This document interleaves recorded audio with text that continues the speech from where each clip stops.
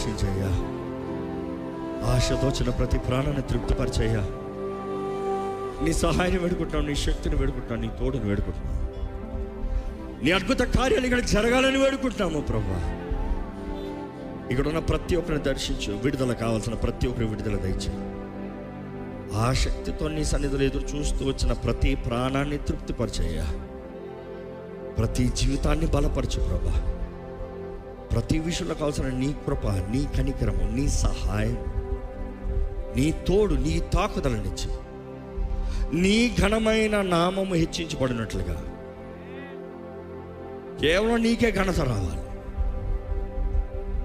ప్రతి ఒక్కరు నీ పాదాలు పట్టుకుని దేవా, ఏ ఉద్దేశముతో అయితే ఈ మీటింగ్లు, ఈ 4 దినములు అద్భుత రీతిగా, ఆశ్చర్యరీతిగా నడిపించావు, వాతావరణం నీ ఆధీనంలో తీసుకున్నావు, ప్రతి ఆటంకాలని దూరపరచావు, అన్ని విషయాలు ఏ రీతికి అయితే ఆశ్చర్యరీతిగా నడిపించావు దేవా, నీ అద్భుత కార్యాలు మా మధ్య కొనసాగింపజేయమని వేడుకుంటూ ఈరోజు ఈ చివరి రోజు కావాల్సిన పరిపూర్ణ దీవెనలు ఇచ్చి నడిపించమని ప్రభు యేసు నామములో అడిగి వేడుచున్నాము తండ్రి.